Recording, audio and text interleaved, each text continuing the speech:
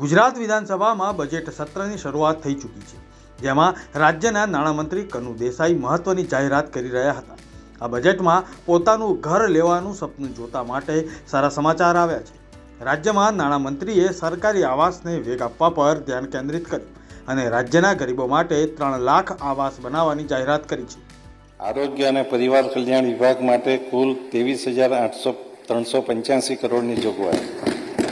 રાજ્ય સરકાર વર્ષ 2030 સુધીમાં માતા મૃત્યુદર અને બાળ મૃત્યુદરમાં 50% ઘટાડવાના ધ્યેય સાથે રાજ્યના તમામ લોકોની આરોગ્ય અને સુખાકારી વધુ મજબૂત બનાવવા માટે કાર્યશીલ છે, જે માટે હું આ વિભાગના રૂપિયા 20,100 કરોડના બજેટમાં 16.35%નો વધારો કરી 23,385 કરોડની જોગવાઈ સૂચવી છું। રાજ્યના નાણામંત્રી કનુ દેસાઈએ જણાવ્યું કે આ બજેટમાં ઘરનું સ્વપ્ન પરિપૂર્ણ કરવા માટે ગરીબો માટે 3 લાખથી વધુ આવાસો પૂરા પાડવાનું આયોજન કરવામાં આવ્યું છે। પ્રધાનમંત્રી આવાસ યોજના, ગ્રામીણ અને ડોક્ટર આંબેડકર આવાસ યોજના તથા પંડિત દીનદયાળ આવાસ યોજના તેમજ હળપતિ આવાસ જેવી યોજનાઓમાં હાલની 1,20,000 રૂપિયાની સહાયમાં મકાન દીઠ 50,000 રૂપિયાના માતબર વધારા સાથે 1,70,000 રૂપિયા કરવામાં આવ્યા છે। 180 કરોડની જોગવાઈ। રાજ્યમાં અગ્નિશામક સેવાઓ એક રાજ્ય એક કેડરની સ્થાપના દ્વારા અગ્નિશામક અને કટોકટી સેવાઓને મજબૂત બનાવવામાં આવશે। રાજ્ય અગ્નિશામક મુખ્યાલય અને નવા મોડેલ ફાયર સ્ટેશનોની સ્થાપના માટે રૂપિયા 160 કરોડની જોગવાઈ। અમદાવાદ, સુરત, વડોદરા અને રાજકોટ ખાતે હાલમાં ક્લીન એર પ્રોગ્રામ અમલીકરણ સાથે હવે જામનગર, જૂનાગઢ, ભાવનગર, ગાંધીનગર, ભરૂચ, અંકલેશ્વર માટે સ્ટેટ ક્લીન એર પ્રોગ્રામના અમલીકરણ માટે રૂપિયા 100 કરોડની જોગવાઈ। ગિફ્ટ સિટીમાં માળખાગત સુવિધાઓ માટેની વિકાસ માટે રૂપિયા 72 કરોડની જોગવાઈ। પંચાયત, ગ્રામ ગૃહ નિર્માણ અને ગ્રામ વિકાસ વિભાગ માટે કુલ 13,772 કરોડની જોગવાઈ। ગ્રામ્ય કક્ષાએ સફાઈ, પાણી જેવી મૂળભૂત સુવિધાઓ આપવાની સાથોસાથ ગ્રામ્ય સંસાધનોનું યોગ્ય સંચાલન અને માવજત માટે જરૂરી વ્યવસ્થા ઊભી કરવામાં આવી રહી છે। નિર્મળ ગુજરાત 2.0 અંતર્ગત રાજ્યના 7 ગાંધીનગર, મહેસાણા, કચ્છ, જામનગર, આણંદ, પંચમહાલ અને નવસારી જિલ્લાના 11 તાલુકાઓમાં સમાવિષ્ટ 371 ગામોમાં ડોર ટુ ડોર ઘન અને પ્રવાહી કચરાના નિકાલ માટે તેમજ જાહેર સ્થળોની સફાઈ માટે રૂપિયા 330 કરોડની જોગવાઈ। ગ્રામ વિકાસ, પ્રધાનમંત્રી આવાસ યોજના ગ્રામીણ થકી રાજ્યના ગ્રામીણ વિસ્તારોમાં વસતા ઘર વિહાણો પરિવારો માટે 3 વર્ષમાં 2,22,000થી વધુ આવાસોનું નિર્માણ કરવામાં આવેલ છે। આ બજેટમાં આશરે 2 લાખથી વધુ આવાસોનું નિર્માણ કરવાનું આયોજન છે। આ માટે રૂપિયા 1,795 કરોડની જોગવાઈ। નાણાકીય સહાય પૂરી પાડવા માટે 3,353 કરોડની જોગવાઈ। અમૃત 2.0 મિશન હેઠળ પાણી પુરવઠા, ડ્રેનેજ સિસ્ટમ, તળાવોના વિકાસ, પરિવહન વ્યવસ્થા વગેરે માટે રૂપિયા 1,950 કરોડની જોગવાઈ। શહેરોમાં વિવિધ વિકાસ કાર્યો માટે 15મા નાણાં પંચ હેઠળ રૂપિયા 1,376 કરોડની જોગવાઈ।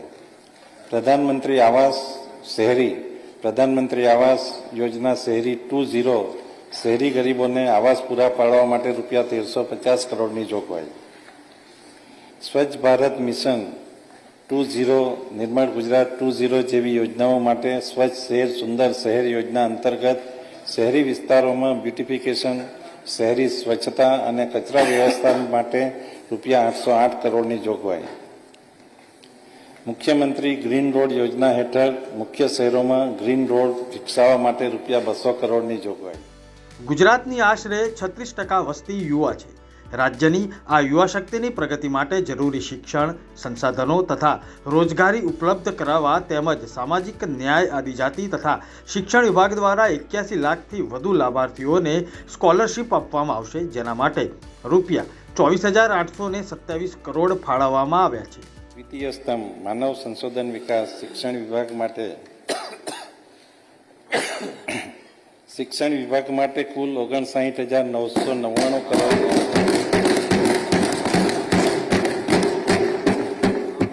સૌથી વધુ બજેટ જોગવાઈ શિક્ષણ વિભાગ માટે છે। નાણામંત્રીએ જણાવ્યું કે આધુનિક ગુજરાતના નિર્માણમાં નારી શક્તિની ભૂમિકા અગત્યની છે, જેમાં મહિલા શિક્ષણ અને મહિલા સશક્તિકરણ પર ભાર મૂકવામાં આવ્યો છે, જેના માટે નવી સખી સાહસ યોજના શરૂ કરવામાં આવી છે. આ યોજના અંતર્ગત મહિલાઓને સાધન સહાય, લોન ગેરંટી તથા તાલીમ આપવામાં આવશે, જેના માટે રૂપિયા 100 કરોડનું ફંડ ફાળવવામાં આવ્યું છે. ગંગા સ્વરૂપા આર્થિક સહાય યોજના અંતર્ગત વિધવા બહેનોને આર્થિક રીતે મદદરૂપ થવા માટે ડીબીટી માધ્યમથી માસિક રૂપિયા 1250ની સહાય માટે રૂપિયા 3015 કરોડની જોગવાઈ. આંગણવાડી કાર્યકર, તેડાગર, મિની આંગણવાડી કાર્યકર બહેનોના માનદ વેતન માટે રૂપિયા 1241 કરોડની જોગવાઈ. પોષણ સુધા યોજના હેઠળ આદિજાતિ વિસ્તારના 14 જિલ્લાના 106 ઘટકોમાં સગર્ભા માતા અને ધાત્રી માતાઓના દિવસમાં એક વખત સંપૂર્ણ ગરમ ભોજન, ફોલિક એસિડ અને કેલ્શિયમની ગોળી આપવામાં આવે છે, જેના માટે રૂપિયા 90 કરોડની જોગવાઈ. માનનીય મુખ્યમંત્રી શ્રી ભૂપેન્દ્રભાઈ પટેલના નેતૃત્વમાં શહેરોને આગળ ધપાવવા અવિરત પ્રયત્નો કરવામાં આવી રહ્યા છે. 2 દાયકાથી આ અવિરત વિકાસ યાત્રામાં ભૌતિક સુવિધાઓ, આધુનિક પરિવહન સુવિધાઓ દ્વારા ગુજરાતના શહેરો વિકસિત થયા છે. આ ઉપલબ્ધિ માટે રાજ્ય સરકાર, સ્થાનિક પ્રશાસન અને નાગરિકોની સહભાગિતાને ધન્યવાદ આપું છું. આ વિકાસ યાત્રાને આગળ ધપાવતા આ વર્ષને શહેરી વિકાસ વર્ષ તરીકે ઉજવવાની જાહેરાત કરું છું અને આ માટે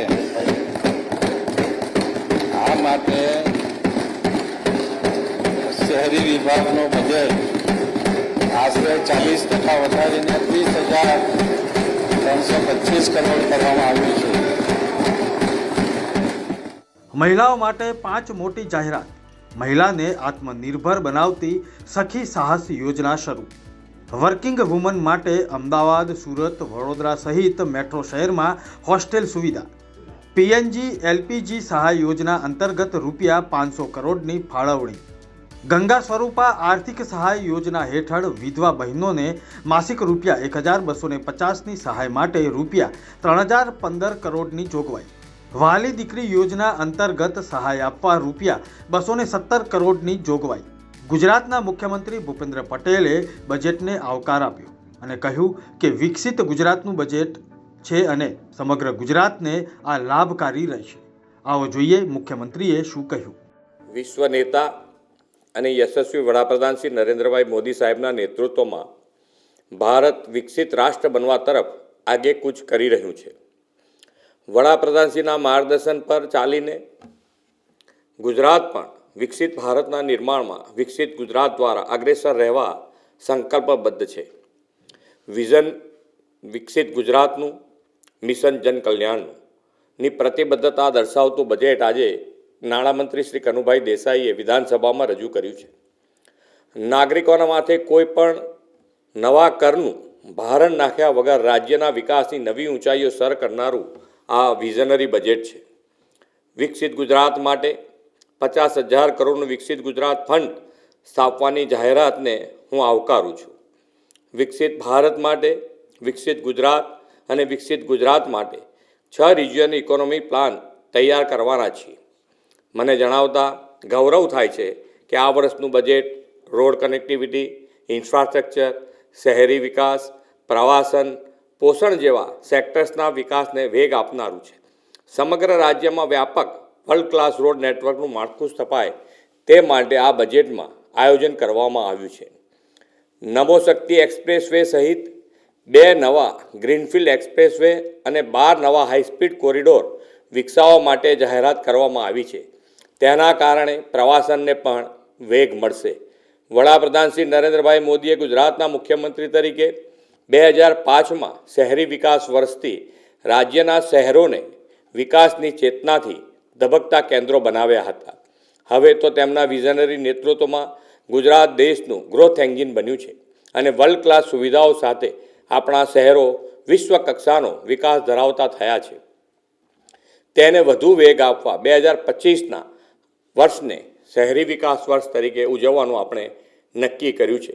આ માટે સમગ્રતાએ શહેરી વિકાસના બજેટમાં 40%નો વધારો કરીને વધુ 31,000 કરોડ ફાળવ્યા છે. નવી રચાયેલી મહાનગરપાલિકાઓ માટે માળખાકીય વિકાસ સહિતના કામો માટે આ બજેટમાં નાણાકીય જોગવાઈ સુનિશ્ચિત કરવામાં આવી છે. વડાપ્રધાનશ્રીએ વરસાદી પાણીના ટીપે ટીપાનો ઉપયોગ અને સંગ્રહ માટેનું આહ્વાન કરેલું છે. ગુજરાતના શહેરી ક્ષેત્રોમાં જનભાગીદારીથી કેચ ધ રેન અભિયાન શરૂ કરીને ભૂગર્ભ જળ ઊંચા લાવવાની મુહિમ ઉપાડવામાં આવશે. વડાપ્રધાન શ્રી મોદી સાહેબે ગરીબ, યુવા, અન્નદાતા અને નારી શક્તિને વિકસિત ભારતના નિર્માણના 4 મુખ્ય આધારસ્તંભ કહ્યા છે. આપણે પણ એ 4 વર્ગને બજેટના લાભ પહોંચે તે સુનિશ્ચિત કર્યું છે. આપણી યુવા શક્તિ આર્ટિફિશિયલ ઇન્ટેલિજન્સના યુગમાં વિશ્વ સાથે કદમ મિલાવી શકે તે માટે 7 ટેકનિકલ સંસ્થાઓમાં AI લેબ બનાવવામાં આવશે. સ્ટાર્ટઅપ માટે અનુકૂળ ઇકોસિસ્ટમ ઊભી કરીને સ્ટાર્ટઅપને વેગ આપવા 4 રિજિયનમાં આઈ હબની સ્થાપના કરાશે. નારી શક્તિના સશક્તિકરણ અને આત્મનિર્ભરતા માટે નવી મહત્વપૂર્ણ યોજના સખી સાહસ યોજના આ બજેટમાં લાવ્યા છે. નારી શક્તિ સાથે સાથે આપણી ઉજ્જવળ આવતીકાલ સમા બાળકોના પોષણનો પણ આ બજેટમાં ખ્યાલ રાખવામાં આવ્યો છે. બાળકોને પોષણક્ષમ આહાર આપવા માટે ગત વર્ષના બજેટ કરતાં 25% વધારો કરીને 8460 કરોડનું બજેટ ફાળવ્યું છે. દેશની કૃષિ ક્રાંતિનો આધાર કૃષિ ક્ષેત્ર આધુનિક બને અને અન્નદાતા વધુ સક્ષમ બને તે માટે કૃષિ ઉત્પાદન વેલ્યુ એડિશન દ્વારા ખેડૂતોની આવક વધારવા agro processing and process promotion માટે પ્રાધાન્ય કર્યું છે. ગુજરાતમાં મત્સ્ય ઉદ્યોગના સર્વાંગી વિકાસની પ્રતિબદ્ધતા સાથે મત્સ્ય ઉત્પાદન વૃદ્ધિ અને એમ્પ્લોયમેન્ટ જનરેશન માટે એક મહત્ત્વની જોગવાઈ મત્સ્ય ઉદ્યોગ ક્ષેત્રના વિકાસને વેગ આપવા કરવામાં આવી છે. હવે ખેતીની જમીન પર મત્સ્ય ઉછેર માટે એનએની મંજૂરી લેવામાંથી મુક્તિ આપવામાં આવશે. આદરણીય વડાપ્રધાન શ્રી નરેન્દ્રભાઈ મોદીના દિશાદર્શનમાં સમગ્ર દેશ નેશન ફર્સ્ટની ભાવનાથી આગળ વધી રહ્યો છે. ગુજરાતનું આ જનકલ્યાણકારી બજેટ રાજ્યના પ્રત્યેક નાગરિકને એક જ ભાવનાથી વિકસિત ગુજરાતનું નિર્માણ કરવામાં યોગદાન આપવા પ્રેરિત કરશે એવો મને વિશ્વાસ છે. ગુજરાતની પ્રગતિને વધુ તેજ બનાવનારું અને વિકાસની ધારાથી કોઈ વર્ગ બાકાત ન રહી જાય તેવું સર્વસ્પર્શી બજેટ આપવા માટે નાણામંત્રીશ્રી અને તેમની સમગ્ર ટીમને અભિનંદન આપું છું.